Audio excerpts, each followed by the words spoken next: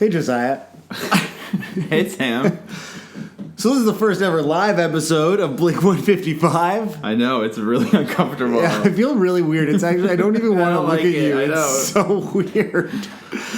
So Josiah and I are in the same place for the first time ever in podcast history. This is the first podcast. I can't look at you. I know. It's stupid. It's like when you're like just talking into Skype, you don't feel as ashamed of yourself.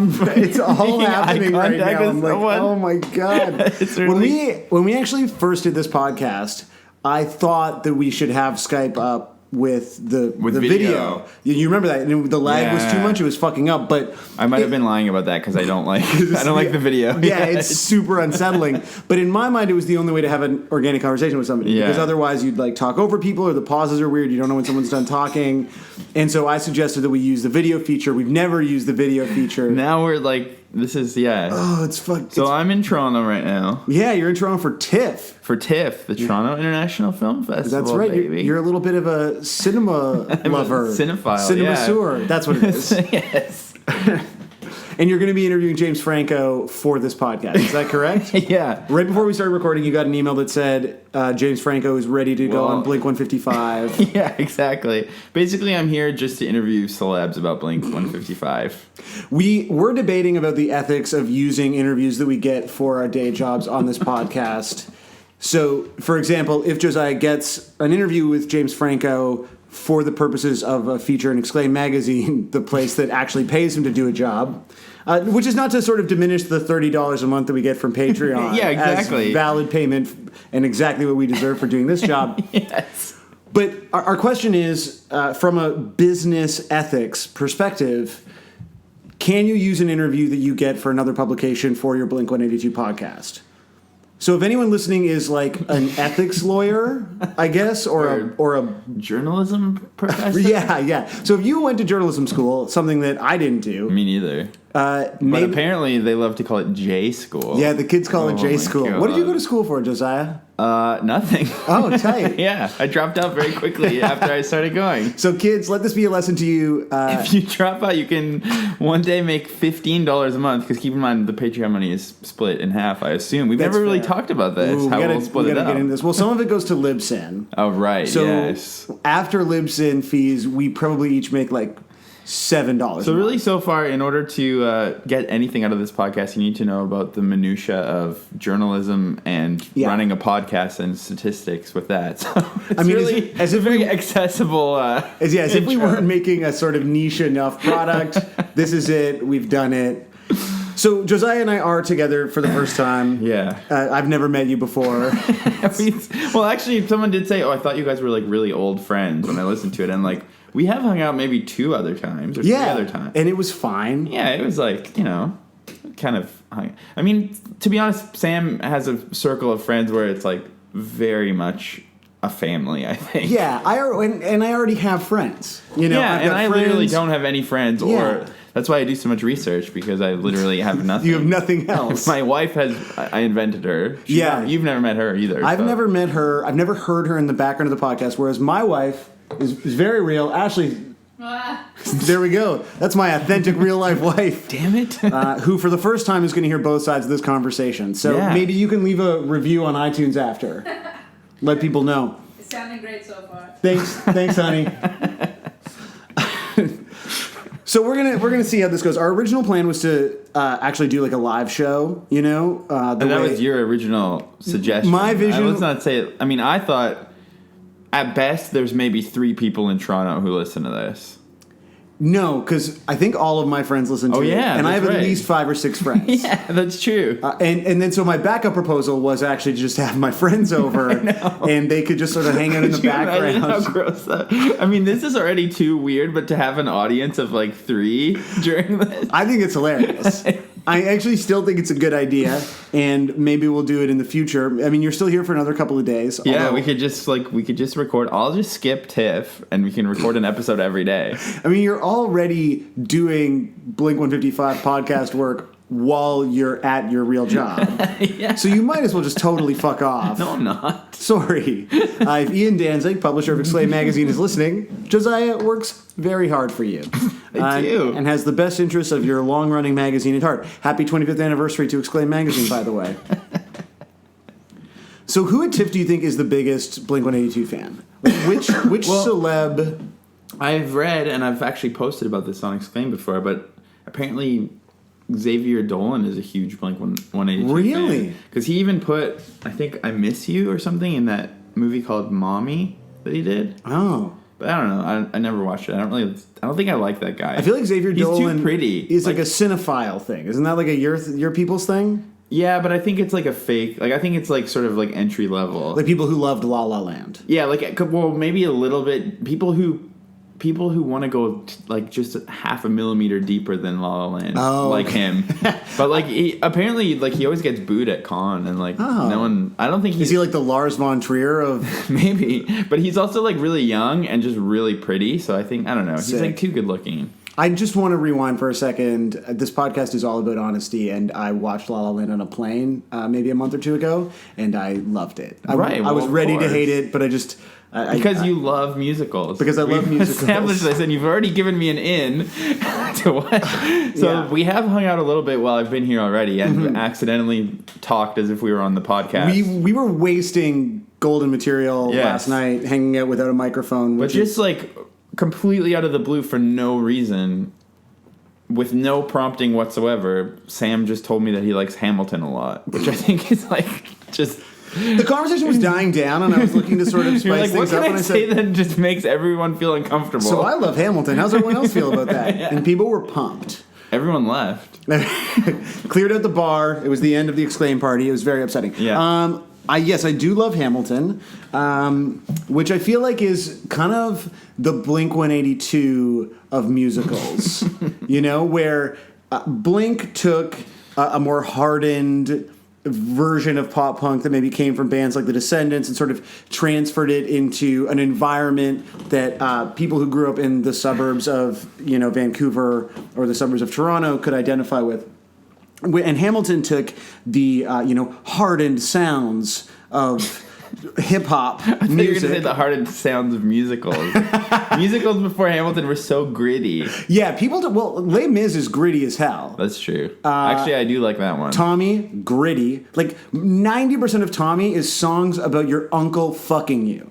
I've never... That sounds very Blink-182, actually. Yeah, actually, Tommy is basically proto Blink-182 in musical form, where it's about your uncle fucking you and then you being so traumatized by it that you are mute, and then your dad, in an attempt to make you a real man, has a hooker have sex with you. So it's basically a Blink song. It would be like a Blink holiday song, essentially. Yeah. So all of that darkness channeled into Hamilton, which then took hip hop, and then made it for everyone. So I actually think that holds as a metaphor. I'm gonna. All right, I don't know. I just feel like Lin-Manuel Miranda is like the most punchable person I've ever seen in my life, and I think he is the reason that Travis Barker had a goatee again on the recent album cycle. He's normalized goatees again, and it's just like it's bad for the world. Do you think Travis Barker is looking to Lin-Manuel Miranda as a fashion icon? Do you feel that's like a thing? Honestly, Travis's fashion sense, I have no reference point. Did he invent cutting the sleeves? Like sleeveless shirts, always cool. But the sleeveless shirt where the sleeve is actually like the whole half of the shirt that you've cut down, like I can't picture that as a pre-Travis piece of punk skater fashion. It's also like you kind of like take any modern fashion thing and you can picture him wearing it. Like, you know how people wear like shorts with like men wear shorts with like black tights under them now? Yeah, like, for exercise. I feel like but also just for walking around as a thing. Cool. I even saw someone on the way here wearing that, and we're in a very fashionable part of Toronto. Okay, yeah. I live in a cool part of the city, guys. I mean, I don't think I've ever seen Travis wear that, but I could picture him wearing that, like the slouchy pants that were in style a little while true. ago. I've never seen him wear drop crotch pants, but he definitely looks reasonable in my mind when I put them on. You him. Can just see it. How often do you think about Travis Barker and just like apply different clothing to him? Is that the way you fall asleep? I just literally did it right now. No, actually, how I fall asleep is listening to this podcast. Right. So Josiah messaged me today and said that at 2 a.m. after getting home from the Woolworm show, he fell asleep listening to our most recent episode on Cynical. What was your take? I thought it was a really good episode. Yeah. I don't know. I actually was like, I was falling asleep and struggling not to because I wanted to keep listening. I was like, this is pretty good. So, when I think of, just to bring it back to Travis Barker and the iconic sleeveless shirts, for me, when I think of sleeveless shirts, I think of like a classic heavy metal look. And when I think of the most iconic representation of a classic heavy metal, fashion aesthetic, I think of the movie Heavy Metal Parking Lot. Oh. Yeah. Oh. How tight was that segue? Oh, fuck. I wasn't expecting it. Do you have anything else? I was going to try to push my new goal is to to fight the segue and make it like a competitive thing, but that one was so slick that I didn't even. Thanks, man. Fuck. Parking lot.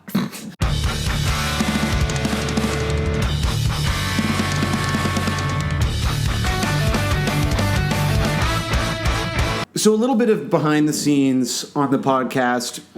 I did. Oh, fuck. Okay. No. I did. You had a better segue? No, but I wanted to talk about some housekeeping stuff. Oh, yeah. Okay, we can talk about... I forgot about that. You just wanted to, talk... You just wanted to, try to get me in trouble at work and, do all this kind of stuff. Sorry, man. Okay, so first housekeeping, and then we'll get to the song. So, please. So, last week's episode... A great episode. I love it. One of the many great episodes. I think I'm going to start listening to it every night as I go to sleep for the rest of my life. Someone that I know listens to the same episode of Internet Explorer every night before they go to sleep. And I always forget who it is. Ashley, do you remember? Daniel? So, friend of the pod, Daniel Halberton, who donated $1.82 on the Patreon. That was one of the housekeeping things I was going to say. That's all-time top tier. No matter how much you donate, I think he's... Even if you donate more, that's more impressive. Unless you donate $182. Yeah, exactly. In which case you're better than Daniel. Yeah. But until then, really aced the Patreon donation. Yeah. That was... And also Daniel listens to the same episode of BuzzFeed's Internet Explorer. I might be slandering him. I don't know if it's Daniel. Oh, might not be Daniel. But anyway, either way, whoever this friend of mine is, who I completely have forgotten, you're basically that, but instead you listen to your own voice. It's my own voice. In fact, I should just listen to the stems that I have on my laptop. I'm not even in it. Exactly. It's just you talking. 5 seconds of silence. Yeah. You talking again. Often less than 5. I mean, I feel like when I look at the waveform, I'm like, I really never shut up. Yeah, that's fine. Okay, so housekeeping. You were trying to do a thing. Yes. Last week's episode, we were talking about who's the mean one and who's not. And I don't know why, because I'm just dumb and disorganized.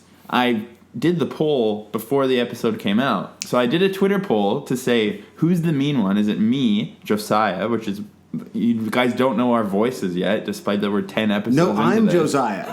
I've already... Kill him. I'm the real Josiah. Okay, so you put out the poll. Despite the fact that you work on the internet every day, you weren't thinking about the fact that no one had heard us argue about who was nice, you just jumped right into making a poll. Yeah, I've just decided that I'm not going to be strategic at all with anything we do. You launched our Patreon on midnight on a Friday. So exactly. Yeah, this is your vibe. Yeah, I'm just going to you'll never know when I'm going to strike with a tweet. It could just be Christmas morning, opening presents. You don't realize that I've just posted Blink 155 the movie. Yeah, okay, tight. Something huge could happen at any moment. You'll never know. Okay. And this also re-emphasizes that I do quite a bit of the work. Yeah, you're the most active on the internet. Yeah. When it comes both to this podcast and just your own life. So I did the poll probably too early because I don't think anyone's going to hear the new episode even for a while. People might listen to it on their way to work today. Yeah, or they might listen to it in a few months. Really, I should have waited quite a while for the poll. Let it percolate with people. Yeah. Yeah, but either way, I jumped the gun. I kind of did expect to win as the meanest co-host. It's telling to me that you described being named the meanest co-host as winning. Right, exactly. I mean, yeah. That's I don't know. I mean, this is really we're still trying to figure out the identity of the podcast, and I think I want it to be mean, and you want it to be all about Harms and Hamilton. Yeah, that's my whole identity is Harms and Hamilton. But I do feel even having talked to you, that it was a bit of a real soul-searching thing, that you got way more votes than you expected. I was rocked to my very core by the fact that I think in the end I got 20% of the votes in terms of who's the mean one, and then at least half of it was that we're both mean in a different way. Which seemed crazy. And then someone responded to the poll saying that I was definitely the mean one because I'm the one who's mean to Mark, and that's why he'll never come on the podcast, which is crazy because I'm the one who's nice to Mark. Well, I don't know, because maybe I'm the one who's nice to him because I'm being straight with him and, like, telling him the truth, whereas you're doing your roundabout people pleaser thing. Yeah, we determined that I have a very complicated relationship with everyone, I think, in that conversation. So so it's been a really interesting couple days with this poll. Yeah. And I got to reassess my whole life, yeah. Yeah. But someone did also say that you're the light of their life and that I'm a goblin. That was good. So. Yeah, so props. Yeah. So that's really the... you are goblin-esque in appearance, being that this is the first time I've ever seen you in the flesh. You think? Well, people don't realize this, who maybe just follow Josiah on Twitter, but he's actually covered in green scales. Yeah. He has horns. What else do goblins have? I don't know. Well, I don't know. Whatever I have. Yeah. It's like your joke is already falling apart. Yeah. So that was one thing. And the other thing was we got our first bit of fan art. A huge moment. Somebody has submitted some Blink-155 fan art. They've used the self-untitled era aesthetic to create. And I think we were looking at it earlier together in the same room, which is again, we're super uncomfortable. And also, this is like truly because we don't know each other that well. Yeah, this is really the only thing we ever talk about because we're like, what else are we going to talk about? We have nothing else. It'll be like, I mean, like I have met. So okay, a bit of a jape earlier. I have met your wife, so I can be like, how's Sarah? And then when you're like, she's good, then we're done. Yeah, like then we have nothing. Then we're like, how's Mark Teo? We can talk about people we like. Yeah, exactly. Mm-hmm. So we were looking at this fan art together in the room. Yes.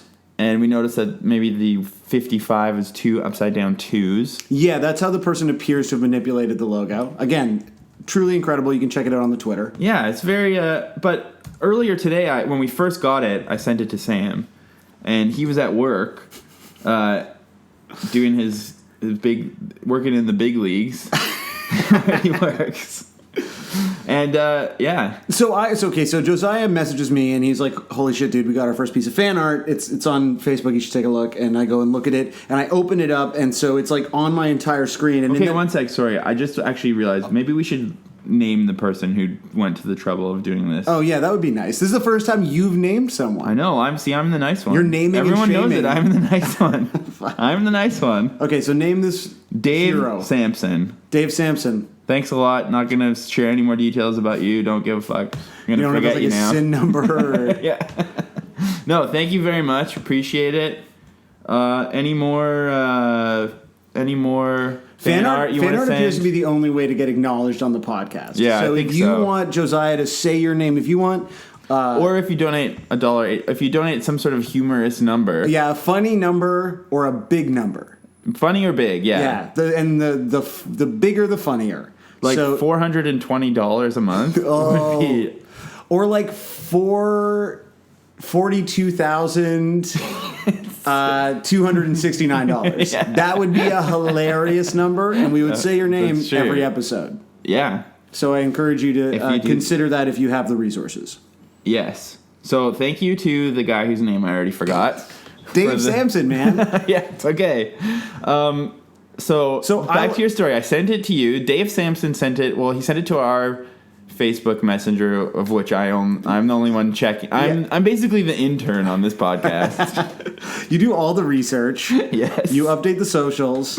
And Sam's the nice one. I'm the nice one and the talent. So I just show up and hope everyone likes me. So, and I have other people do my dirty work. So I had opened up the fan art, and in this moment, the band Headley was in my office, and so Jacob from Headley, star of Canadian Idol. You're always name dropping like the coolest punks. Yeah, that's my whole thing, man. It defines me as a person.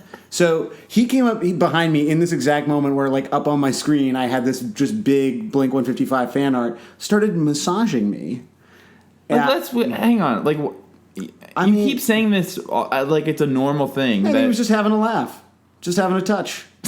It wasn't like a Tommy situation. I was okay. Okay. I don't need you to protect me, Josiah. But, like, I mean, it was like a work a work client sort of interaction, and I don't know like what the lines are. What like do you have an HR department or no? Don't get me wrong. I mean, I've already lodged a complaint. Okay, and, good. I will be taking time off from work. So he is massaging me and looking over my. Clearly, I assume he's looking over my shoulder based on where his head is positioned in the massage action. And I debated sort of closing the window, but that would have made me feel like I was looking at porn or something. So I just left it open. And he's like, blink 133, because admittedly the twos are, the upside down twos is the fives. It's just a little hard to read. I mean, again, I liked it, Dave. I liked it. Dave, I just want to make it clear. We're not saying this. This is Jacob from Headley saying it. And so then I'm like, well, I'm just going to explain our podcast now to Headley. So I'm like, well, I have a Blink 182 podcast, and like I have not like a serious job, but like the sort of job we're saying that you have a Blink 182 podcast is like a little weird, maybe for an adult. That's supposed to mean. I'm sorry, and so I'm just explaining the Blink podcast to him, and then he's like, oh, it's like emo night. I was like, it's just like emo night. So now we're actually going to. I don't know. It's actually nothing like emo. Yeah, like what does that mean? Like just like, oh, it's like, I don't know. It's like SLC punk, like naming something that exists. Naming this things exists. But then at the same time, so there was a few other people that were sort of active in our work Slack channel at the time who were like sending messages to all of our friends being like, yo, Sam is explaining Blink 155 to the dude from Headley while he's massaging him. So that was today's like weird celebrity encounter. But again, like you're wanting me to start sabotaging my work by interrupting interviews for print to talk about this. But you literally were having a physically intimate interaction with Jacob, and it didn't end up with him coming on the pod or even telling you his favorite Blink song. To be honest, he was effectively on his way out the door. It was like a drive-by massage, but I do think that the seed has been planted in his head. So next time I'll see him, I'll say, hey, remember the great massage you gave me? Yes. Still waiting on that happy ending. Yeah, exactly. But I'm not done. And you got some business to finish here. Well, I also want to talk to him because the original lineup of Headley all went to my high school. All went to your high school, yeah. And I wasn't really friends with any of them, nor did I like any of them. Were they cooler than you, or were you cooler than them? No, I don't think that the original lineup of Headley had ever like been to a show before. Like, you know when there's people in high school who are like in a band but they've like never been to a show. Yeah. But like I just don't get it. Maybe they were in the music room at our school planning Headley. Well, here's the thing, is like punk is sort of one thing. Like if you're not into punk, like shows, and this is like not to be corny, there's no other way for me to say this. This is the amazing thing about discovering punk. And if you don't get that moment when you're younger, being in a rock band feels like this foreign fucking thing, right? Like that's when you're like trying to like hand someone a CD like outside of a record label. Yeah, totally. You're like, okay, so first we need to get a lawyer, and then we need to get and like I've known these people, man. Like I went to a performing arts high school, and like there were kids that were like in the band program who were not punks, but who like wanted to be rock stars. And it's like a very different thing than wanting to like be in a punk band, go to shows in Chicago, listen to the Smiths and the Violent Femmes. Oh, here we go. Turn in all your favorite venues into parking lots. Yeah. I mean, okay, we can segue there. But I mean, did you have more housekeeping? No, I think that was it. You want to talk more about Headley? I keep losing my train of thought because I'm staring into your eyes and it's so it's horrible. I at least can look behind you. There's a bookshelf behind you, so like yeah, I know. I'm like looking at the pole. Or like, there's nothing. You've given me nothing. I'm sorry, man. So last night, again, this was the bit of sort of behind the scenes of the pod. We recorded the Cynical episode only maybe 2 days ago. Yeah. And that came out today. We're recording this on a Friday. Last night, I was like, are we actually, this is kind of the only day, even though you're here for several days, this is like the only block of time that we have. Because you're going back to Los Angeles. The day in, day out, I'm up at 3 a.m. and there are searchlights shining down, Josiah. So I like that. I know a lot of words to that song. So we were at this party, the Exclaim TIFF launch party, and we're like, dude, like, what are we gonna do? And you're like, should we just keep going on this California tip and do parking lot? Yeah, I mean, like when I was researching Cynical, people always compare these two songs because like this one opens the deluxe version, and it's got like old Blink vibes. Yeah, it's similar sometimes, but then I was shocked because when I would read about it on Reddit, everyone's like, why would you compare those two? You're comparing the best song on California with the worst song Blink-182's ever done. And like people hate Parking Lot so much. Parking Lot owns. Yeah, like it's like this good. song is batshit fucking crazy. Like I remember when the lyric video for this came out as part of the promotion for the deluxe edition, and this circulating in our punks Slack channel, which is all the punks that used to work at Blue Hand Media. Like true punks. Yeah, it's #PUNX, which is like true. if you ever see like a crust punk with a smartphone, like but they're still panhandling, it's probably someone in Sam's punk Slack group. For sure. I'm gonna regret this, but my phone number is 3 of the same digits and then punk. Like spelled out PUNK. Wow. That's real. So why don't you just give out your phone number? I mean I should. So if look at just dial a couple of numbers, and what's the first 3 numbers? If you could get in with the 5 that fave our tweets. Yeah, that's true. So, but if you call, I won't answer because I won't recognize your number. And then if you leave a message and I don't know you, I will not call you back. However, if you leave a message about a Blink-182 song, maybe we'll feature it in a future episode. Ooh. But they have to guess the first 3 digits? Yeah, exactly. That's it. I mean, there's just only so many fucking numbers. So, okay, so why did you pick Parking Lot? Well, ever since I read that, it's kind of been stuck in my head. Mm-hmm. And I think it's good, and I thought also we've already kind of started talking about this shit, and there's not a lot of time. Yeah, we were already in California mindset. We're like already in that frame of mind. We're going to have to do it one day. So why not? No day but today. A reference to the wonderful musical Rent. And actually, this was another... Okay, I remembered another bit of housekeeping, but this is related to this. No, stop talking about musicals. It's fine.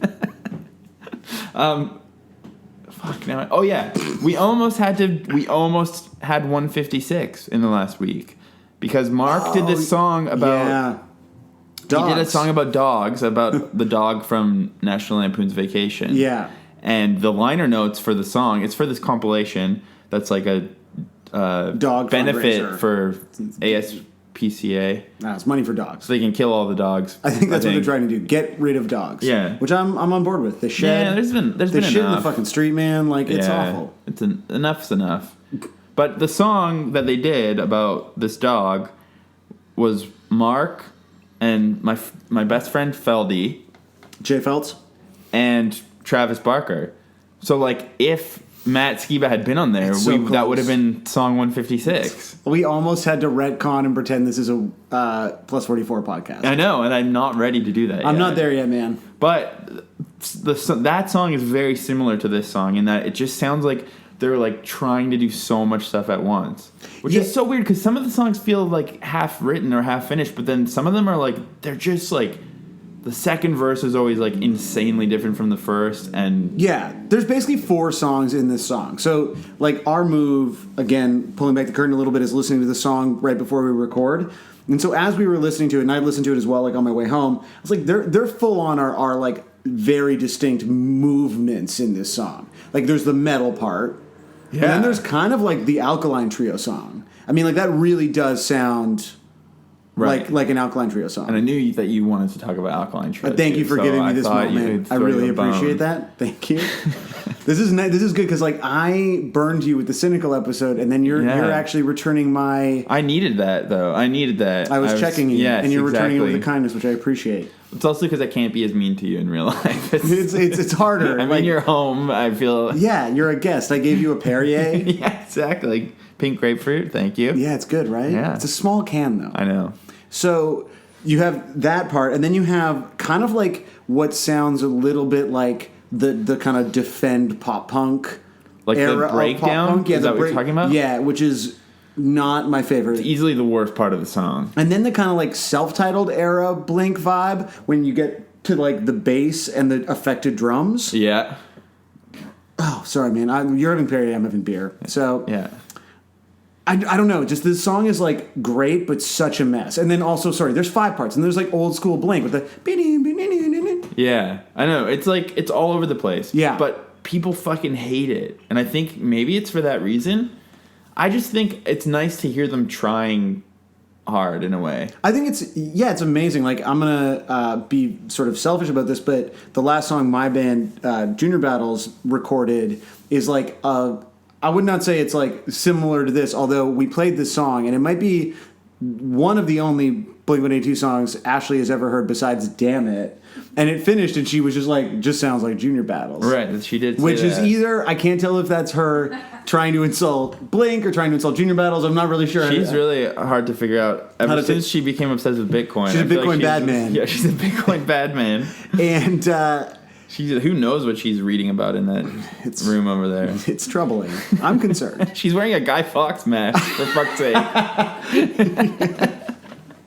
So the last Junior Battle song, like, it was sort of like, we're not like a super serious band at this point. It was just like, let's amuse ourselves. And so we wrote this song that has like, it's like got 11 key changes in it or something. I don't know. I'm not good at actual music theory, but it's like stupid. It's got a grindcore part, but it's got like a big pop part. It's got a part that sounds like Twisted Sister. And we're like, it's fun, right? Yeah. And so to me, when I hear the song, it reminds me of that sensation of just like, that like big bum bum bum bum into a Blink part is the kind of thing that like I can picture writing like as a band, like with my friends being like, this is fucking funny and having a super good time doing it. And I like that. Yeah. Because otherwise, like some of the Blink stuff, and we talked about this on Cynical, like you can feel a little cynical about what they're trying to do with it. Yeah. Whereas this song, well, it's weird because this song it sounds like what you're saying, like they're trying so hard to write a complicated song, but it also still just kind of feels natural, I think. Because it does feel like them, because there are those elements that hold it together. And I think this is when it's like you've been in a band for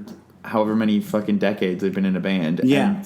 And so I think they should be like making it sound fussed over. Yeah. And like it sounds like they're bored of it, but because of that they're just like kind of being wanky, but in a fun way. And also, this is their job. Exactly. Like, my band's not my job. Your band's not your job. Like, I write songs at, 10 o'clock at night, when, like, Ashley is not here because I don't want her to hear me, like... When she's at her Bitcoin conference. Yeah, when she's literally at Bitcoin meetups. I hate this podcast. So, like, I'm limited in what I can do. Whereas, like, Blink, this is their job. So you should be trying hard. Yeah, like, exactly. you should be doing something fussy. And this is a very fussy song. Yeah, totally. But I just don't... I guess one thing people are mad about, which is fair, is that of all the California-era Blink stuff, this definitely has the most obnoxious na-na-nas. Are they the most obnoxious? I think they might be. Yeah, I guess. Like, and I think that's in the... Is that in the halftime, like... No. There's like a it's still, it's not punk beat, but it's not being. Yeah, right. It's like it's not defend pop punk yet. It's sort of the mid tempo part. Yeah, exactly. Part of that movement. And there's like some octave chords on top of it, and it definitely sounds like a back to school commercial. Which is like where I would buy Mad binders from Grand & Toy to this song. Yeah, it's like what were the things that you'd buy for your locker? Like they were like floors for your locker. Oh man, you know what I'm talking about? Like divided, like where you I just want you to know, like you've figured out that I'm a mess of a person, and my locker was like disgusting. You never had like a table? I always would have like one 5-star binder that the zipper and all the rings would break on my first day of school, and then I would just have papers everywhere for many. I mean, it was a nightmare. I have a very distinct memory of the last 5-star binder that I owned, which was obviously black because it's punk, and then with the whiteout pens drawing like logos of all the bands you liked on it. And so I drew the Blink logo from the Enema era that is now immortalized forever in the Blink 155 logo. Yes, to me that's now ours. To me that's it's the definitive logo now. We own that, and this is like when Alexis on Fire registered Alexis on Fire, so the actual porn star who they named themselves after not only couldn't sue them, but hypothetically could have been sued by the band for using the name that they stole from her. But they obviously didn't because they're good dudes. Yeah, I mean, this is some juicy shit that you're saying right now. I know, right? This is like known. This is I'm not spilling the juice, but I'm just. I wasn't ever sure if that was like a coincidence. I didn't know they actually named it after. No, they're named after a lactating porn star named Alexis on Fire. Okay, but she never registered it. They registered it as a trademark, and also what's that called? Where you like you sit on a copyright. copyright squatting or something like a prospector. I don't know. Ashley probably knows. She's probably like doing all kinds of shit right now. Ashley owns like all kinds of celebrity URLs. She's got like JenniferAniston.net oh, wow. and like Xavier Dolan. .org. Yeah. So all the like subpar domains, but that they will eventually want. I already don't remember what we're talking about, but parking lot. By Blink-182. Yes. Okay. Yeah. So the na-na-nas. Yes. People, it's not really worth playing them, but there's a few people on Reddit who have edited out the na-na-nas. What? Yeah, like they've just like. How would you do that? Are there instrumentals available? I'm not sure. Song? I didn't even listen. Or they just chunked out that part. I think they of the might song. have just chopped that part out, and I did hear a version that like they've chopped out even the halftime breakdown. Like it's just like a minute long of just like a pop punk song. It's interesting to me that we've had such grave concerns about being too negative for Reddit because the people that sort of populate the Blink-182 subreddit are obviously like big Blink-182 fans, as are we, but like we tend to be mean-spirited about it and they tend to be a little more positive. Yeah. But they're the ones editing the songs to like take whereas I would never, I just want to say this, I would never do that to the boys. Well, I think they are like, especially they hate California a lot. A lot of people. Like a lot of people are, and actually again, someone said, I didn't mind California, but like after hearing Parking Lot, I'm out. Because this Parking Lot was like the single they released to promote the deluxe edition. Do you remember the first time you heard it? Yeah, I listened to it at home and I was like, this is so sick. It's so sick. Everyone that I know was pumped on it. Yeah. Except for apparently all the Redditors. Apparently, yeah, like, I don't know, everyone online hates it. Is the edit without the na-na-nas and the Defend Pop Punk Breakdown better? I mean, I liked it, but I don't. But you like Parking Lot, so it's just like it's fine. I don't hate Parking Lot. Like even the Defend Pop Punk part is like, it's still kind of fun. Yeah, I mean, like it reminds me of like when I would go to like really cheesy hardcore shows and there's like a big breakdown that everyone's expecting and then they all pile on each other. Like I don't know, it's fun. Can you hardcore dance? No, I'm way too uncoordinated for it. Yeah, okay. I tried. I've practiced in my room a few times. Have you? But, yeah, but it was never any good. People I knew in Vancouver hardcore scene used to take like kickboxing lessons, literally, just to be able to be throw good down? at it. Yeah, so sick. Yeah, I wish I could. There's some sort of weird like, I don't know. There's something I lack. I can't do it. Grace. All I can do. Yes, exactly. That's it. So, but also Mark Hoppus apparently has joked on Twitter, in air quotes, because I don't know if. I think he's like joking to say something cutting, as people like Sam Sutherland tend to do. Yeah, I get that. Yeah, words the same. The nice guy mean. It's called being nice and mean. Yeah. But Mark said that John Feldman made them sing the na-na-nas on the whole. Like he blamed it on John Feldman in a joking way, which is like. Maybe that's true. Like I mean, fuck, man. We're especially now that we've done like 3 California episodes. This is like the most focused we've been on an album. I really want to understand where John Feldman ends and Blink-182 begins. Yeah, because totally. A song like this feels like a fucked up version of an old school Blink song. Yeah, but Cynical also feels like an old school Blink song to me. And you pointed out that John Feldman did an interview where he said. I gave them this fast song. Yeah. And you're like, oh, so this is bullshit. I know. And especially the halftime and the na-na-nas, like all the 5-star binder parts sound a lot like the like shitty pop and pop punk bands that John Feldman has produced, like 5 Seconds of Summer and stuff like that. So I think I don't know, but it seems to have worked a lot in the past. Well, I mean, it's worked very well for John Feldman. Yeah. And the new Goldfinger record, which maybe if we ever get to the point of doing exclusives, we should do a whole episode about because it basically sounds a lot like California, but with more ska. Exactly. I mean, I don't know. Like, the other thing is people get so mad about the na-na-nas, but they obviously work. They obviously have an effect on someone. They're doing their job. Yeah, like, whether or not they're... sorry, this is... this is proof that my wife does exist. Something has happened in Calgary where a new Apple device was registered with my Apple account, and I was sent a password. So I just need to iMessage her. hold on. So in the middle, I just want to make sure. So we have breaking news right now on the podcast, which is that one of Josiah's Apple devices was hacked. Is that what you're saying? Like someone registered an Apple device with your Apple ID? Well, first of all, I mean, I don't know how good your marriage is. Ashley, how would you say our marriage is? Depends on the day. Okay, so but my wife and I share an Apple ID. What? That's fucking weird, man. Well, we're cheap, first of all, and we don't have. Does that mean you both can't? We don't like, have listen? jobs where you get massaged by the guy from Headley. Okay, like we're not making that kind of money. Yeah. We're not making Headley massage money. It's true, but it's the most money you can make. Right. So I don't know. I just got a thing that said someone in Alberta has logged in with your Apple. Well, at least ID. you live in Alberta. It's not like someone in BC logged in. And with your... she had. You really want to know this whole like? I think we got to dig into. Yeah, so she's going to a work conference in Sick. Amsterdam next week. That's amazing. Don't pretend you didn't know this. And she took home a computer from her work because she has to load something on it for this display at the conference. So I'm assuming that she probably powered on the computer and logged into Should her Apple I edit ID. this part out? I think so. Okay, so the na-na-nas in this song, I just want to... just naturally pretend that nothing just happened. I want to bring this back. So this is what I wonder about with the deluxe version of California was... I expected when we got the version of California that Blank had written before going to John Feldman. Yeah. Because we've talked about this before. There was like a whole album written.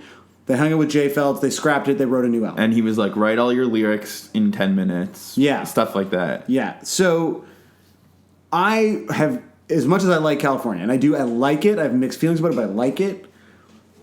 What is the original version of it sound like? Like in my mind, it's like a hidden Blink album, and then we got all these bonus tracks, and I was like, was this the original album, or what do you think? Do you think these deluxe tracks were written with Jay Felds? And I don't want to get too deep on deluxe as a whole because we have 145 episodes left, and we're gonna have to talk about the deluxe edition again. But the weird thing about that is that they kept saying like, oh yeah, we have enough songs for a deluxe thing, but then when they were sort of announcing it, they said, oh yeah, we need to go back into the studio and write a couple more songs for it. Or like they like also went back again to do it. So I think it's all just like the Jay Felds shit out some songs method where they just like did a bunch of stuff. But like you said, it's their job. So probably they could just go into the studio and write Parking Lot in one day.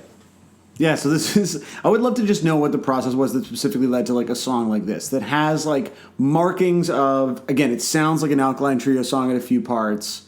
You know, Matt Skiba singing about Chicago is basically like, hello, you're listening to an Alkaline Trio record. Right. And he also name drops Naked Ray Gun, as well as Mark's name dropping. Yeah, well, there's like, Smith's name drops in this song, which is, like...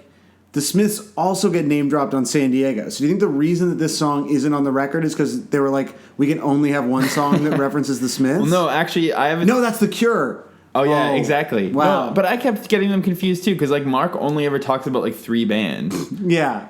Well, actually, maybe more when he was constantly talking about DHC. Yeah. But we talked last week about how they wrote Cynical because they needed a fast song. So obviously this song didn't exist yet. Oh, that's good. Yeah. That's some like Sherlock shit where you're like, well, evidently this is an invention. These are the only things I think. I literally haven't done my taxes yet for 2016, but I have figured that out. Do you think that this song was written in the same vein as Cynical where, because the deluxe edition is mostly like these Linkin Parky kind of modern rock songs, and this song is, in my mind anyway, and I'll admit I have not spent a lot of time with the deluxe edition on this. Me neither. Honestly, it's hard to listen to. I listened to it once at the gym, like just crushing reps, and was like, I don't know that I'm going to come back to this. I felt the same way, and I honestly have not. But Parking Lot I listened to a lot because I listened to it so much when it came out. Yeah, same thing.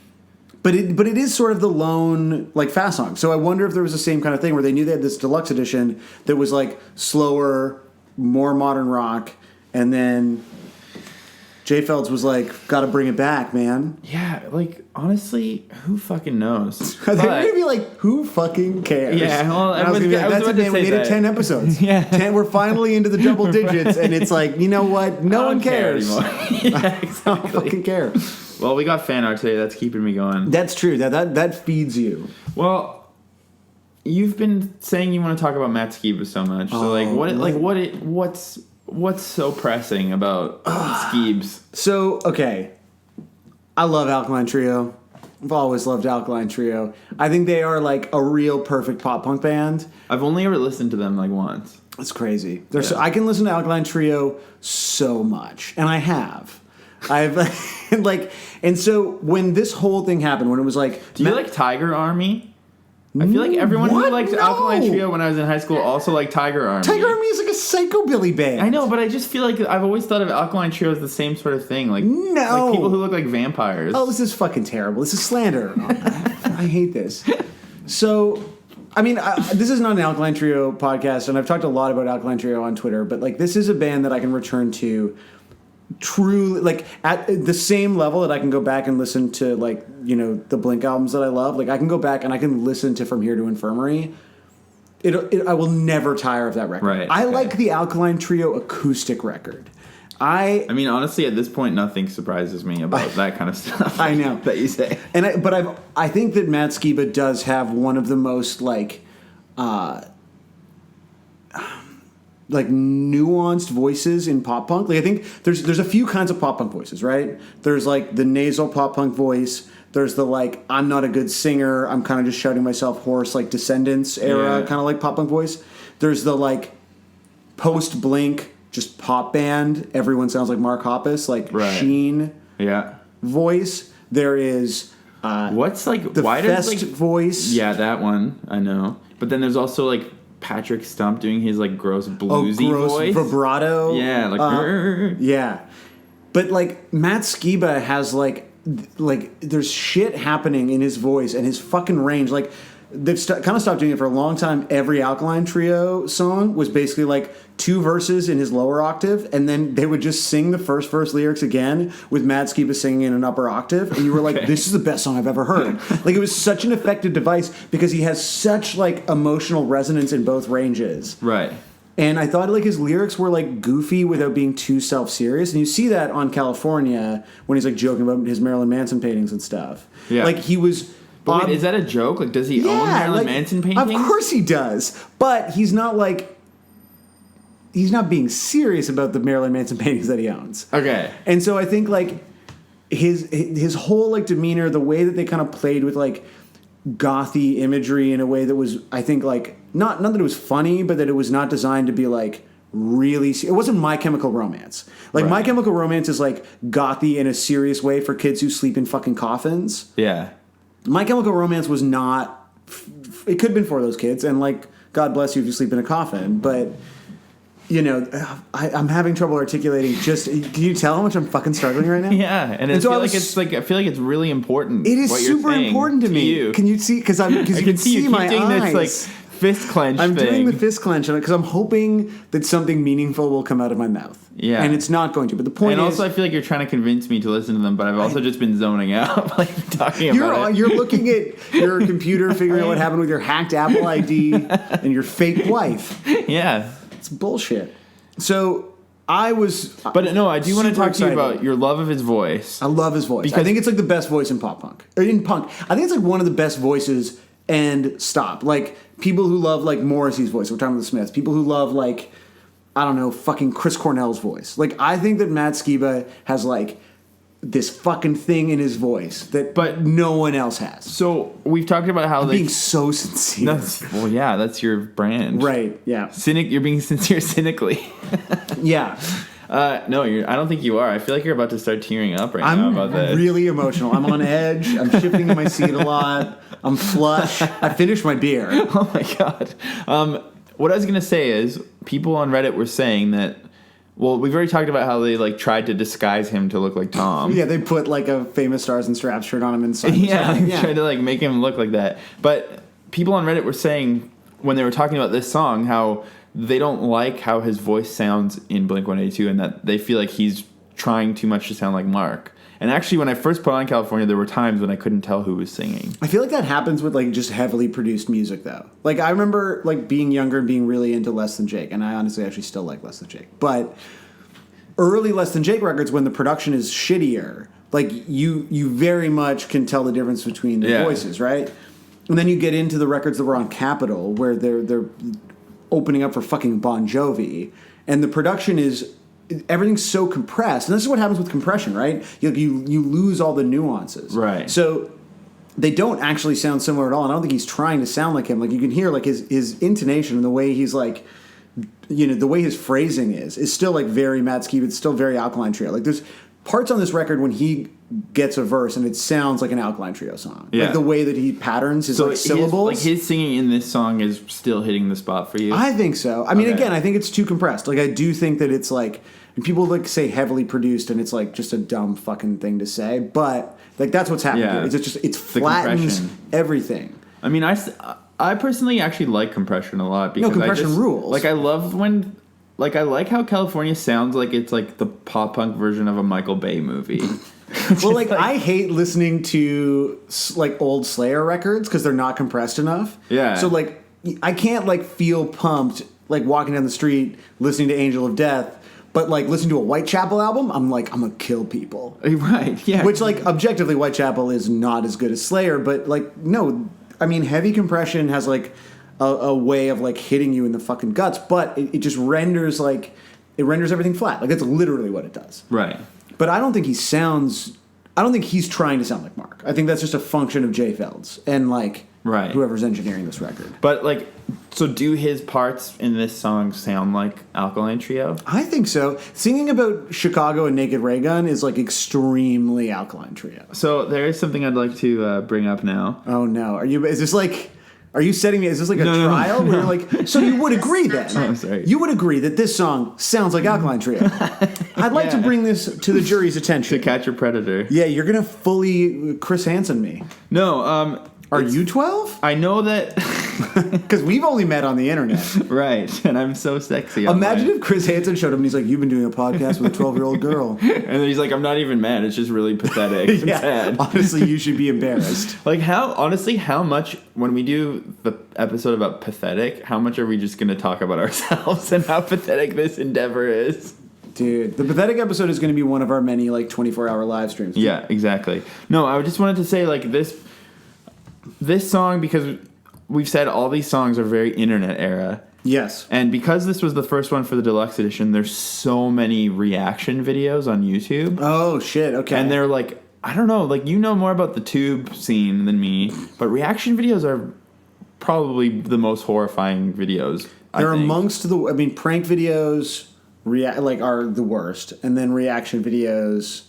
And then, especially when they're like high tech, but then the people just say like, "I love it. I love blank." Yeah, and then recreation videos. Recently, I was trying to send someone a clip of Entourage where Vinny Chase says, "I am Queens Boulevard," which you strike me as a man that maybe has never watched Entourage. Definitely not. But I found like these bros that had recreated scenes from the fake movies inside of Entourage, and I was like, "That's much sadder than me referencing it right now to you." As you were.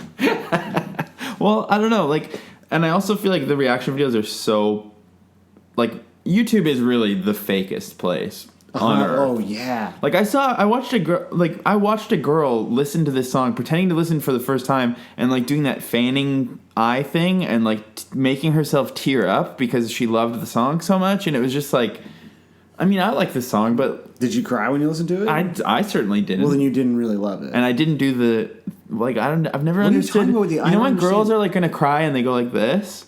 Like you ever see that on like a reality show? They're like, "Oh, you're fanning yourself." Yeah, like fanning their eyes. It's a visual cue right now. Right. Well, I've said many times, podcasts should be a visual medium. Ideally, yeah. So, anyways, so she's fanning herself and crying and listening to this song and listening to Parking Lot. I'm like, "Oh my God, Blake, you've done it again!" Like, I don't know. Like, really? Did you really think? Did that really happen? Do you really think they did it again? I mean, I would say yes. But well, and also you were almost crying earlier about Matt Skiba, so like there is 10 minutes of this podcast. It's just me trying to express how much I love doing Matt the fanning Skiba. thing in front of your eyes. I was fanning and crying, yeah. So, anyways, all that's to say, I don't think many people know enough about Matt Skiba. Because this one reaction video, when I was skipping around trying to find tidbits, it was actually really hard because everyone's just saying nothing in their 5-minute video. Except they're just listening and fan. They're like, oh, it's good. I think new Blink-182 is pretty good, and I like it, and like I like them. Please like and subscribe. You know, it's like, why did you do that? What is this for? Who is this for? But then this part, I just want to play you this part from Melissa Kathleen. Less than 500 views, so she's not like an actual vlogger, but her camera looks pretty good. But anyways, so this is what she said about the Chicago line. Parking lot is so fun, and I think my favorite part of the song is when they just all yell, Chicago! It's just so random, and I love it. I mean, it's not so random. I mean, in what way is it random? Because he's literally from Chicago. Yeah. And I even knew that, and I don't know anything about him. Because it's in every album. And also just like saying, even if he wasn't from there and he said, I was in the city of Chicago, like that's not random. No, it's actually puts you very specifically in a place narratively. Yeah. Yeah, I don't know. So I mean, it's just if you're going to talk about how much you love Matt Skiba and then say that part, I mean, it's just like, I'm not trying to shame her for not knowing. I feel like you're shaming this woman. I'm actually not okay with this part of the podcast. I'm really actually just, I get upset when people call things random. Yeah. It's like very upset. Or you get upset when women express opinions, Josiah, because that's actually the vibe. I mean, you're the one who said that you were proud of your friends in Alexis on Fire for stealing a sex worker's livelihood. Steal. I want to make this very clear. And they like never registered. Like she still had AlexisOnFire.com. They didn't steal it. It's fine. Okay. Well, either way, I don't know. That was one reaction video that I thought was worth bringing up. Others were just sort of kind of sad, but I'm into that still. I like being sad. Yeah, you'd love to be sad on the internet. Yeah, I mean, where else would you be sad? I mean, yeah, you could be sad in your life, but that would just be sad. I mean, I am also that. Yeah. No, but you're out of that now, right? Things are fine. Oh, yeah. Actually, I saw my wound. I saw your wound. Life. We should have opened the podcast this way. I finally saw Josiah's wound, and guys, it's serious. It's a real wound. And it's literally right below your Alfred E. Newman tattoo. Yeah, it's like... Which, is that your only tattoo besides, like, a cross? I have Sarah's name tattooed on me, my fake wife's name. I'm really committed to the bit. Just to maintain... That's nice. Okay, so here's a reaction video by a guy named Acid Roots with a Z. Tight. 137 views, and a lot of them I've noticed are like, they said it was a reaction video about the song, but they really just wanted to talk. And it made me feel a lot like that's what I'm doing. Is it like saying you're going to have a podcast where you're going to talk about parking lot and then spending most of it talking about your Apple ID? Exactly. Yeah. Exactly. I get it. So this is my favorite part of this reaction vid. Okay.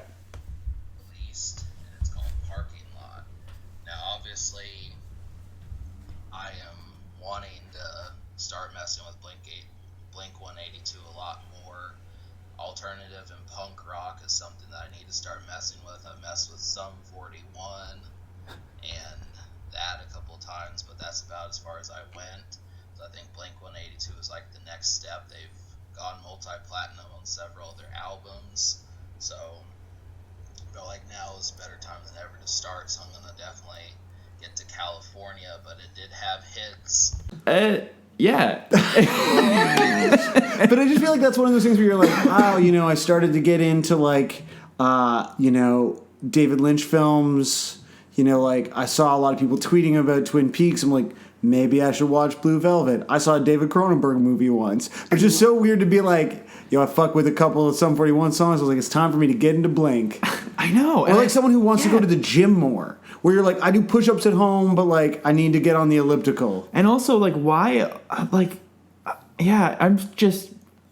I'm so confused. Like why would you do a reaction video about parking lot? He doesn't talk about it at all. All he talks about how he wants to check out Blink-182 because he heard that he should get into alternative music more, and they're like the alternative band in 2017. They're the number one alternative band. Like when I think of like independent underground alternative culture, yeah, I think about John Feldman era Blink-182. Yeah, totally. That's for the kids now. It's the number one thing to get into. It's like grassroots, It is. Yeah, it's true DIY. Yeah, exactly.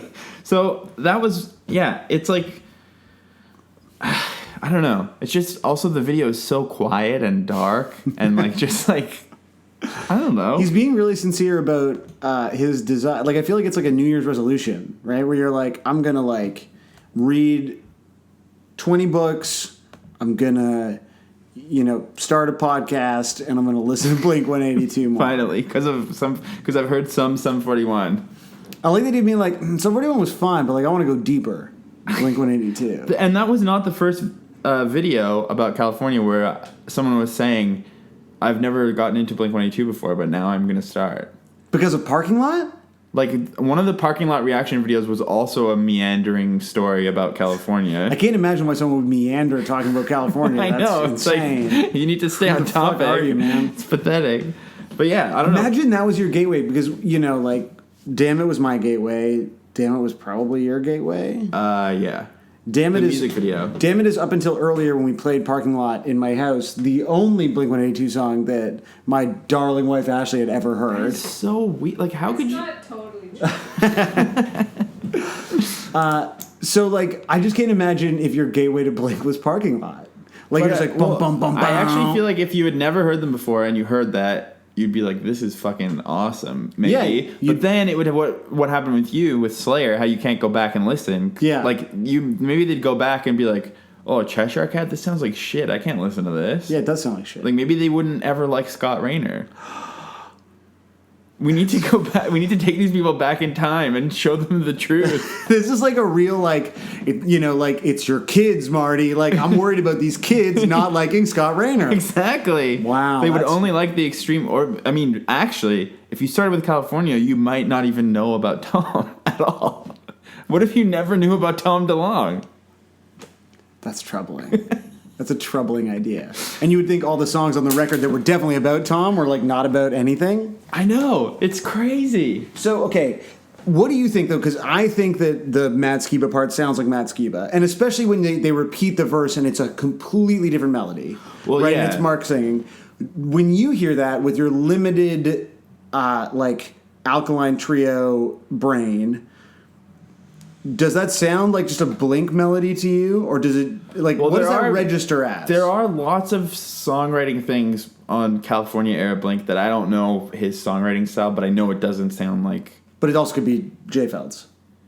Yeah, but there are times where I'm like, this probably is what I assume Alkaline Trio sounds like. Yeah. I mean, Alkaline Trio doesn't sound like anything on this record, but, like, melodically, and again, I really think, like, the way that things get phrased. Yeah. So I can see that, I do, and I think it is almost stronger when it's him doing that rather than doing a Tom impression. But there isn't, like, I mean, this song, there's no Tom impression. There absolutely is the hammer-on guitar part. Right, sorry, guitar impressions, yes. Yeah. Vocal impressions, no. There's a lot of Tom, I mean, like, Bohemian Rhapsody is a fucking Tom impression. Totally.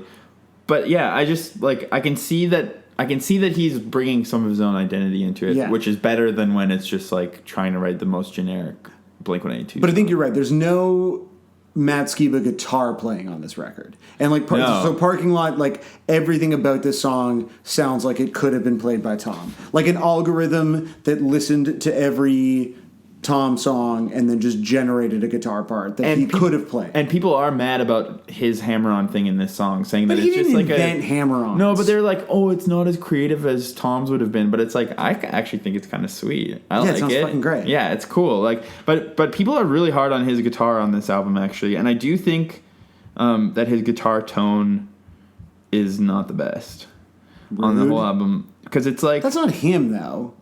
Well, yeah, I know. Stop blaming Matt Skiba. I'm sorry. For the mistakes of John Feldman. No, regardless, I do think the guitars sound kind of like, again, like, yeah, it probably is Feldman's fault. Like, probably like a TV commercial where they're trying to make like a pop punk song. Like, it's very like thin and like just kind of, it sounds like when I plug my guitar into GarageBand and use the built-in GarageBand amps. Yeah, you know what I mean? yeah. It's very like not even a line 6. And so this actually is another thing on. But I also like, because the drums are so crazy and the bass sounds sick, I'd never really, like, sometimes I notice the guitar sounds gross on these recordings, but other times I'm like, oh, this is like, everything's full and compressed and sounds like Transformers movie or whatever. Yeah. So I like it. It's full Transformers movie. Yeah. But people are pissed about his guitar tone on the album. And so I found... I can't believe I think that other people need to cool it on their criticism. I know. Because I thought that was our job. I know, like, exactly. The Parking Lot episode is like a turning point for me emotionally. The real mean ones are you, the listener.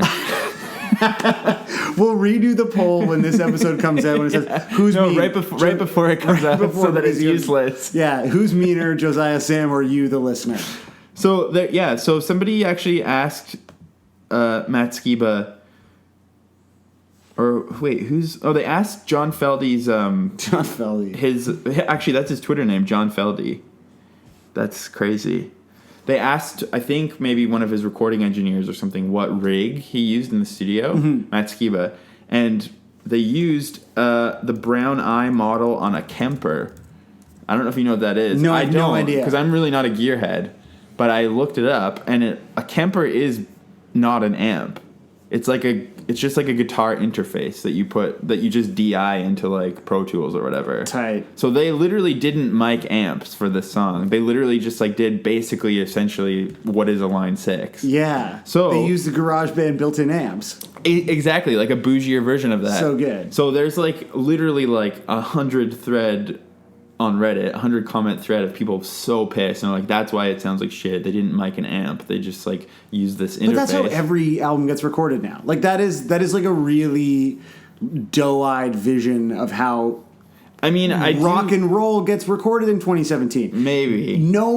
Bands don't use fucking amps live. Like everyone is playing into a rig like that and there's a fucking guy at the side of the stage. Like do you think anyone is like going up and hitting pedals like outside of well, they're not hitting pedals, but I do think that no one's changing it. Like I think that this is stupid. These people are suckers and it they're makes dumb. a difference. It would if they had mic'd amps, it would sound so good.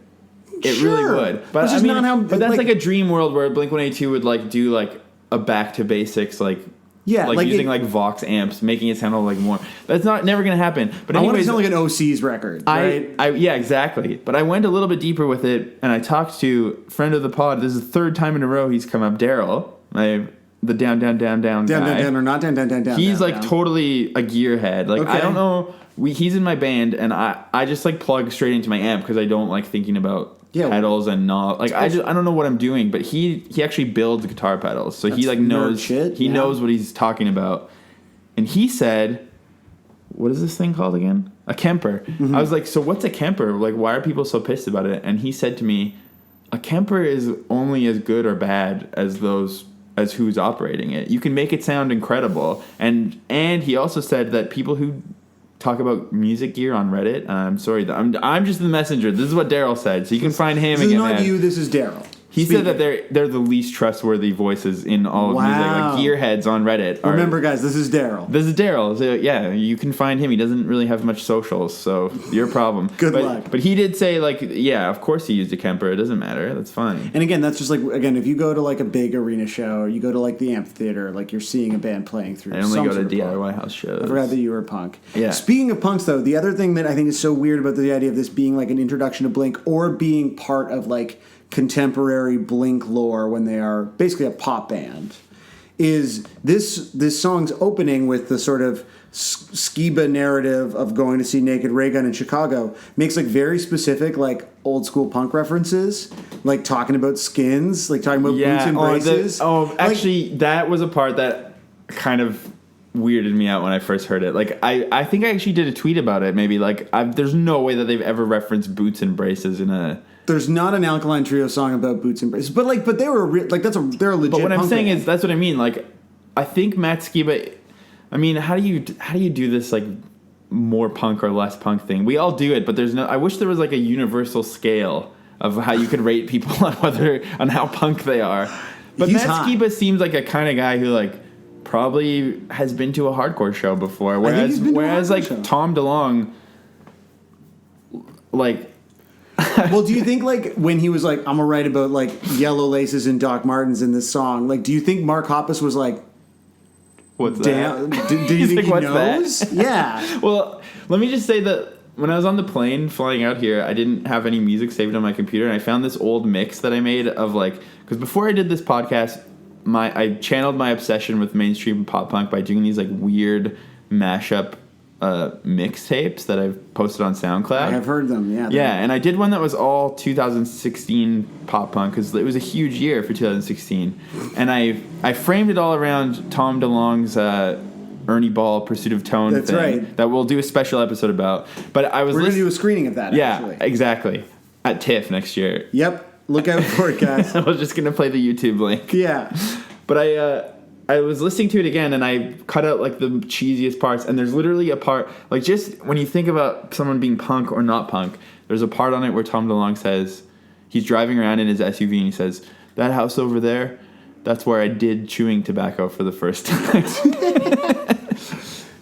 Honestly, chewing tobacco is Like, to say that that's you destroyed so many lives. To do chewing tobacco? Yeah, they're punk. I get it. But, like, yeah, I do think, and not to be like whatever, but listening to it again earlier, it's like, how many people do you think, like, get, like, the colored laces in Docs? Like, I've not thought about colored laces in Docs since, like, I got into punk and was, like, really into ARA shit. And well, I think also, like, what I like about it is that people that we know who are, like, only care about collecting, like, first pressing Black Flag records. Yeah. If they knew that line was in this song, they would probably never sleep again. Do you They think would there's just a be, lot like, of pacing around their apartment surrounded by test pressings of whatever Discharge records and stuff. Like, I want to play this for some anti-racist skins in Toronto. Be like, yo, do you guys realize you got shouted out on this song? Like, the yellow laces, the braces, like, these guys are down. Yeah. You've been immortalized. Like, they would have to burn them and move on. they would become racist. I think they would be like, that's it. White laces, like, it's over. Yeah, I don't know. It's true. Like, it's very... I've totally forgot that was in there, but... Yeah, it's like, 'cause weird. The name-dropping of bands, it seems more like a desperate attempt at establishing cred. Like, when you name-drop bands on the podcast. Yeah. No, but it is like it's more of a, it is more like they're, and that's why it's always funny because Mark always just talks about like the Smiths or whatever. Or like, Yeah, he hasn't heard a lot of other bands. yeah, he doesn't ever like name drop something. We're like, ooh, Wow, Merzbow. like, totally. That's unexpected. And that's why it seems again like he's in his protective shell. Yeah. But Matt Skiba is like, yeah, boots and braces. Obviously, I'm a fucking punk. It reminds me a little bit of the brief period of time that we've discussed earlier where I was a host on MTV News Canada. And as part of this sort of reaction to, I think, emotionally feeling like I was a sellout and wanting to sort of express like the edgiest possible version of my identity, I bought so many black metal t-shirts. And I will say, in my defense, this was like pre-Deaf Heaven, so it wasn't like full hipster black metal. Right. But like anytime I was on television, I was like in a Venom or a Bathory t-shirt. I actually remember that. Yeah, and like I get it, but it was this need to like be like, okay, yes, I'm on this show that is like not necessarily the most black metal show, but I have heard of the band Bathory. Yeah. And I bought this t-shirt on the internet to let you know. But even that is like this is like a Bathory shirt of a song. But also like that kind of name dropping. Not to, I know that you are actually a fan of black metal, but like someone who's like a true fucking basement dwelling black metal creep would be like, oh, Venom and Bathory, like, you know, their references go way deeper. They're the Blink-182 of black metal. Exactly. Like it's like being like, yeah, I'm super into punk. But whereas Matt Skiba's references are like they're not like that. They're not like they're just so like off the cuff that they sound natural. It's like because he's true, man. Yeah, like man, you're really winning me over on the Skiba. It was the earnest part didn't work, but the like the part shaming myself yeah, exactly. before you seemed to be That's all totally I want. effective. Yeah. It's like some Skull and Bones Brigade initiation. Yeah, totally. Like, so I had no time to look at covers today, quite shamefully, but you showed up at my house and I was like, did you have any time to do research today? Because you were stressed about it and you were like, of course I did. Of course I did. This is the top priority. Yeah. There's a couple other things that I found that maybe we can go in my bonus notes. I don't know. I'm not looking at a time code right now. How long have we been going for? We've been going for an hour and 15 minutes. Oh my god, yeah. Actually, Good. how long would you say it feels like we've been going for? That sounds right. Okay, so checks out. What else is in your notes, Josiah? Well, I wanted to talk about a couple things. First of all, someone on Song Meanings mentioned that... I really love Song Meanings as a resource. Or no, maybe this was on Genius. I can't remember. I mean, I think it was... I think it was Genius. It was Genius's time. Make sure you credit the curators who... Yeah, who do this work. They're in the trenches, as you man. call them. Yeah. This is an important note that someone left where they said, the band have talked about parking lots before, notably when Tom DeLonge mentions that someone fucked a chick in a parking lot in Reckless Abandon. Do you think this is the same parking lot? Maybe. Like, do you think it's one of those things? Like, they build the parking lot just so that somebody could get fucked in. Oh, so this is like, you know how the Fast and Furious movies don't actually occur in chronological order? So like Fast 1, 2, 3, they're not. It actually goes like Fast 1, Fast. I've never 3, actually watched them, to be honest. What? I know. Well, it's a different podcast. So. Yeah. The point is, there's a disparate chronology in the Fast universe, where the films are not in the order that they have been released, technically, and so I think it's sort of interesting to consider that this song is then ostensibly a prequel to Reckless Abandon. That like Blink albums aren't actually, while we're experiencing them through linear time, that is not the world in which they exist narratively. The connecting thread is the term parking lot. Yeah, the fuck lot. The fuck. Well, the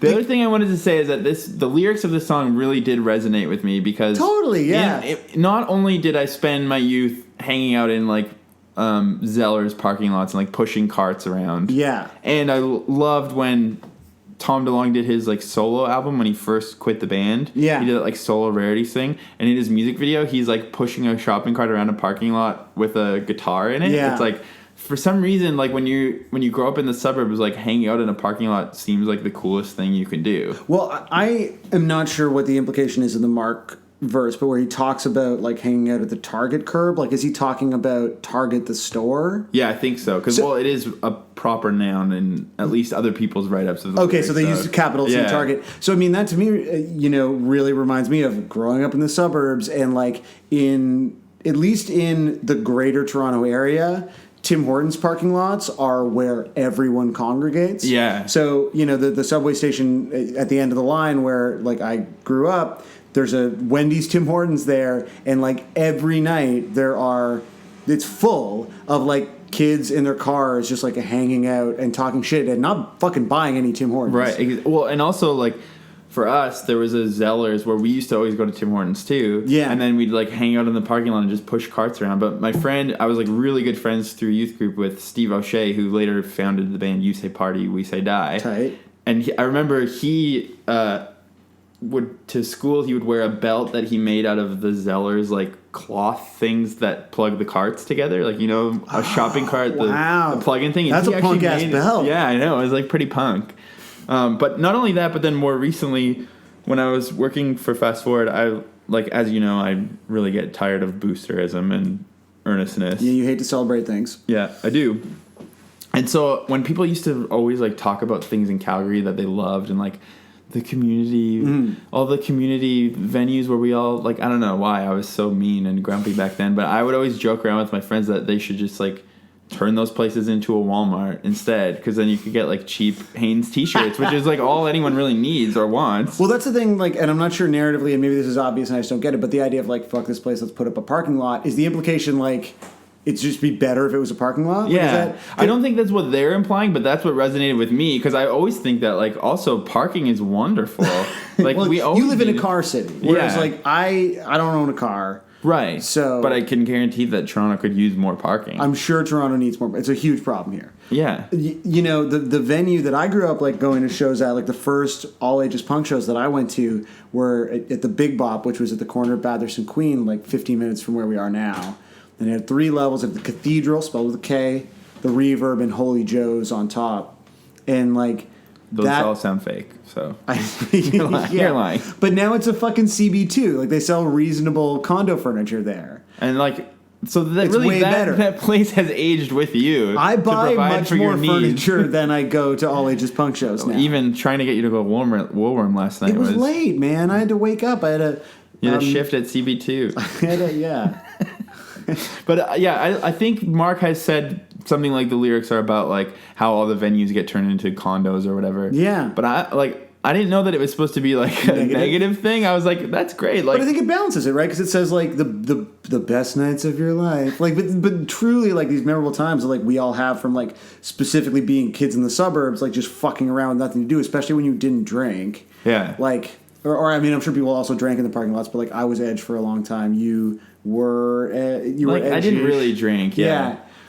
You know, like that was like the most memorable part of sort of being like inhabiting and kind of being ostensibly trapped in those places. And now that you're older, like the musical sort of, you know, hallmarks of your youth are all turning into fucking Walmarts and CB2s. Yeah. And it's great. And it rules because, yeah, like I need to get an inexpensive garbage bin. I got to buy like a pillow. Yeah. It's so tight. Exactly. And then the other last thing that I found that, I don't know, we don't need to get into it too much, but... Rock bottom sound. Scream. Oh my God, should I do the real rock bottom? No, you shouldn't do the real rock bottom sound. What is this? Well, okay, there's like a lot of videos that came up of just like Blink related things happening in parking lots.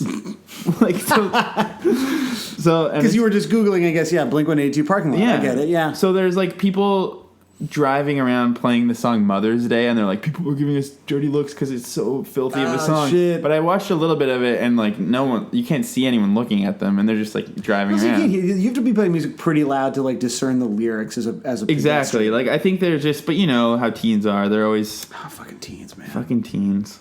But this is like very well. This is like either you're going to love it because it's such an earnest depiction of youth, or you're going to realize that you too can also be cringed I mean, out. I love Catcher in the Rye, so I'm down with an earnest depiction of youth. So here's two boys who are jamming out to Blink-182's Neighborhoods in the school parking lot, and it's a 4-minute video. Whoa. Title says it all, bruh. That's what they wrote in 2011. In the description? Yeah. And what's the title? Jamming out to Blink-182's Neighborhoods in the school parking lot. Oh, I thought you were describing it. Okay, that's the title. And that's what it's called. The title does say it all, bro. Yeah. And I get it. The title has AAVE, as they call it in the woke world. African American Vernacular. Oh, okay. I forget what the E is.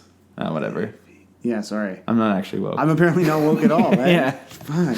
Is that just called Ebonics anymore? No, there's a Is that racist? Maybe. We're going to Google this later, and if Ebonics is racist, I'm editing it out. 1, 23, 4. What if it's not racist? You're going to leave that in now? Yeah. But I'm going to let people know that I wisely consider my words sometimes after the fact. After you speak them into a mic on record. Okay, these are these two boys.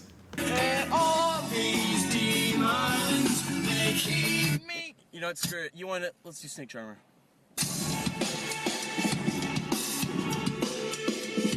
Yo, being young rules. Being young, I love that. Do you hate that? Being young is horrifying. No, it rules. So those are just like literally two kids. They're filming themselves like they like selfie sticking style. their tongues out. They're like so stoked on the camera. They're just parked. Like they're just parked hanging out. Yeah, just like in the parking lot of their school. I love it, man. I think it is like an authentic suburban experience. That's probably in the first dozen times those dudes have been in a car together, alone with other parents. Yeah. Like that. True. That was amazing, man. Like being able to just like listen to car stereos fucking rule now too. Like the best stereo I ever get to experience is when I get like a zip car, and I just listen to like Perturbator super loud and stoke the neighbors. Well, yeah, this is from 2011, so I don't know. I'm not up on car stereo technology I'm sure in the last 6 years. I'm sure it's been good since 2011. So there's that video, and there's other like Blink related parking lot videos, but that's the best one? That's the best one. Don't show me the second best Blink parking lot video, I'm just going to preface that there is an actual real rock bottom that will not be spoken about on this podcast that I'm not going to bring up, and you'll all have to wonder forever what the real rock bottom video is, because I'm never telling anyone because I felt ashamed for watching it. But see, that implies a degree of guilt that I don't think we should feel. But we can't do it. I'm not going to bring it up. I'm just saying there is a real thing where I'm like, this is the worst bit of research I've done, and no one will ever know about it. So you can all wonder. You can DM Josiah. Do you have open DMs? I have open DMs, but I'm just going to say I'm not. I don't know. Does the pod have open DMs? Yeah. So hit Josiah to the pod up. Don't bother me, please. I'm Sam, the nice one. Publicly speak to Sam about it. I don't know. I'm not gonna whatever. It's a moot point because I'm never. I also don't even know how to edit this part out because it's we're not editing. We're not editing it out. I'm just saying because I'm being honest. This is basically rock bottom, but not quite rock bottom. Because there's a worse thing. But there's a rockier bottom. There is also this video I found called drunk chick at Blink show parking lot, and it's 15 seconds long, and it's pitch black, and there's no audio, but you can just see the form of a drunken woman. And I feel like this is like gross because it's like, what's the she didn't consent to be posted on here. Oh, so this is a non-consensual. This is like a creep woman. video. Oh, basically, and they're like, this is worse, man. And someone's like, pretty hot. She's pretty hot, but it's like, I don't know. Like, why are you showing me this? When you search Blink-182 parking lot, like, you don't have to show me everything you find. Well, I literally have showed you everything I found. You know the other one. Yeah, but I don't know. I'm just that was my rock bottom this week where I'm just like, this is gross. Like just a creep shot of a woman like going to. I mean, at least you can't see anything, so it's like, very grainy. She's anonymous. She's basically a Sasquatch. Like it does like she's doing like, a bit of the a Sasquatchy lurch. Yeah, but so did you find some covers that aren't kind of problematic, or are those your covers? I found 2 covers that weren't drum covers or guitar covers. Okay, But sadly, they're both folk covers. No. So this song doesn't have a strong cover scene. Again, I apologize because I prepared nothing for this episode. There is like, but you always find everything I find. There's a more anyway, thriving reaction video community for this one, which is so odd. And there aren't like song predictions or edits or extensions. There's not. No. Well, there's the edits without the na-na-nas, but yeah. This guy has. How are these folk covers? This guy has popped up before when I've looked up covers. Terrible. His name's Lucas D. Tight. The thing about his covers is that they're kind of corny in a way that makes them endearing. Mm-hmm. Like, he's not like trying to be City and Color.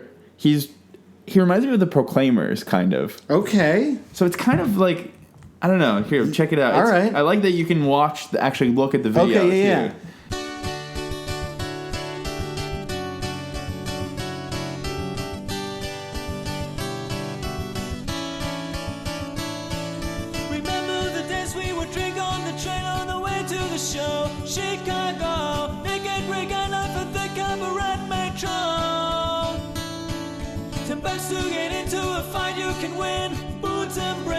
Yellow laces, socks, blood traces of the night before.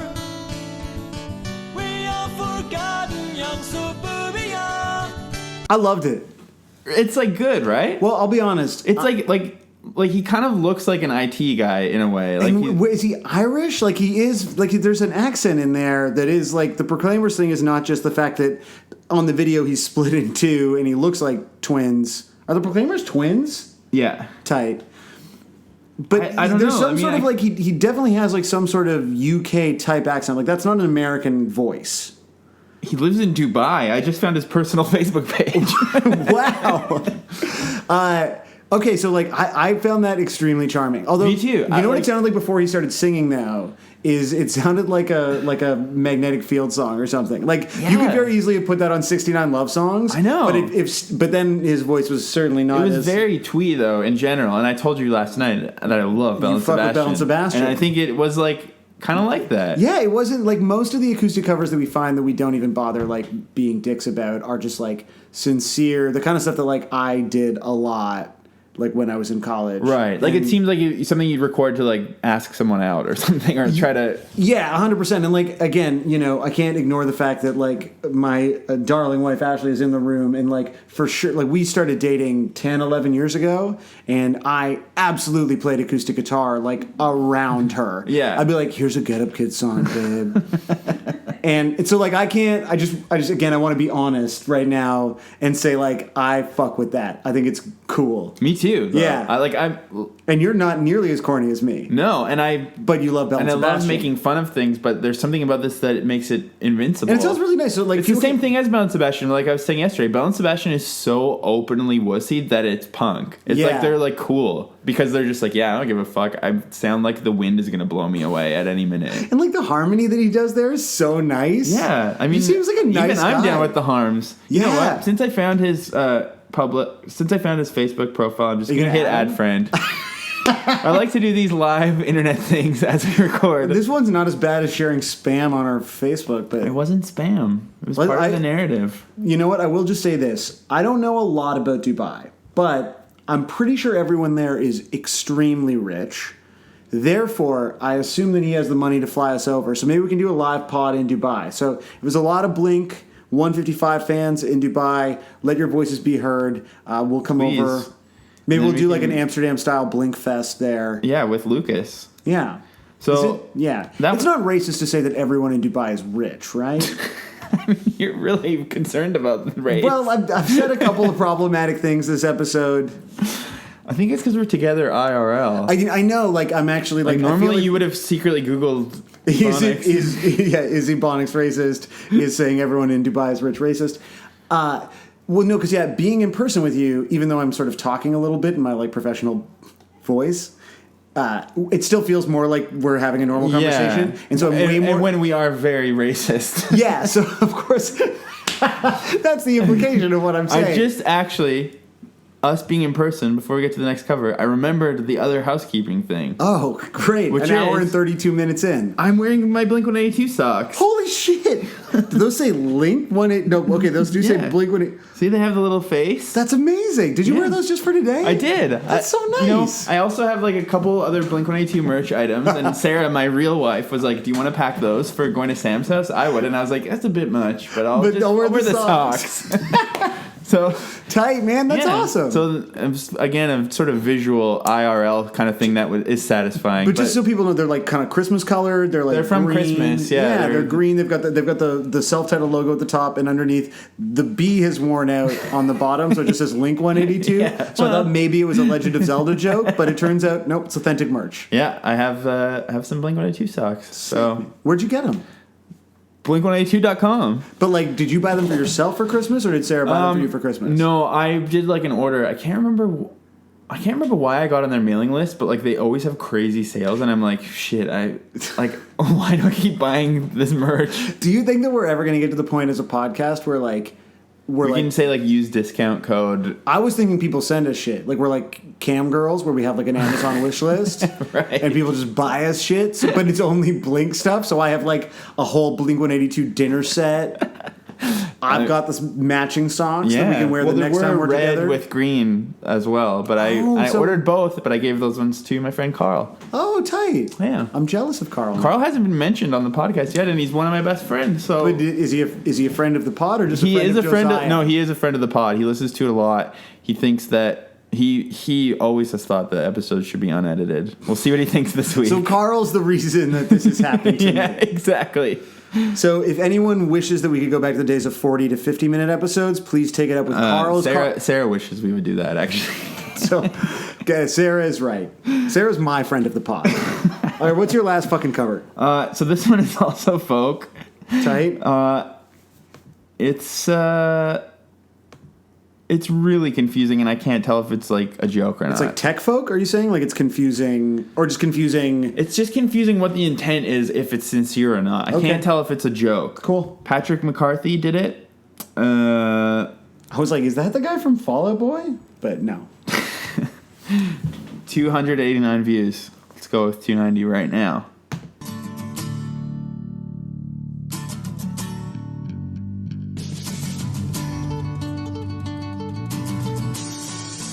Remember the days we would drink on the train on our way to the show. Chicago, naked ray gun live at the Cabaret Metro. And puffs to get into a fight you can't win. Boots and braces, yellow laces, ox-blood traces of the night before. We are forgotten young suburbia, loose on the streets of California. Underneath fluorescent lights, we'll waste the best nights of our lives. Let's get out of this place and put up a parking lot. So he kind of sings like Stephen Merritt. Like you could put that sort of like deep tone over top of the first guy, and that would be a 69 Love Songs. Like why are people making like weird twee out of this song? Also, like, does he not want to swear? Oh yeah, it's a clean version. There are a few notes before I wanted to get your first reaction. Like, what did you like? I mean, not for me. I gotta say, it's a pass. It's kind of for me in the way that I like weirdo indie pop, like what we're talking about. Yeah. I like it, but I don't understand. At first, I thought he might have been making fun of it. Like, this could have been, like, you know, part of the Halifax pop explosion. And I mean the literal, like, not the festival, but, like, you know, with, like, Jail and Sloan and, you know, I mean, the trip wasn't Halifax, but, like, the East Coast thing where every band got signed to Sub Pop. Totally. Or, like, the Pacific Northwest, like, Calvin Johnson related kind of stuff. It reminds me of that. But I can't tell. But I don't think that's what he's trying to do, and which is actually great. Like, it's just and that's why those things are charming, because you accidentally like, I'm kind of into it, but I'm also just kind of obsessed with it now because I don't get it and I want to get it. So he did write in the comments, before anyone gets a chance to ask, I censored the chorus mostly because I felt like it didn't fit the mood of my instrumentation. Oh yeah, that's fair, because you throw a fucking over that and it's like you're trying to be cool. Then it almost becomes like too Planet X folk punk. Yeah, love Ghost Mice. Have we not talked about this on the podcast yet? Wait, well, here's the thing. I don't think you can say that anymore. He's like a raper. What? Yes. Ghost Mice go on the internet ever? No, I don't, because I'm not into Ghost Mice anymore, and I don't read punk news like 2 weeks as much. Ago. No offense to the people who listen to this podcast who I know are punk news. Cliff Clavin had to, like, apologize because of. There's been, like, decades of allegations, and there's an actual Google Doc being passed around. Oh, fuck, man. Okay, well, no, sorry. So, fuck Ghost Mice. What about This Bike is a Pipe Bomb? I mean, I used to like it a lot. Yeah, and there's no, like, bad men in This Bike is a Pipe Bomb. I don't know. I mean, I definitely think it's awful now, and I don't think anyone should like it. Like, Planet X is, to me, the darkest period of my whole life is when I listened to that stuff. It's like... I, like, recently put on a Defiance, Ohio record and was like...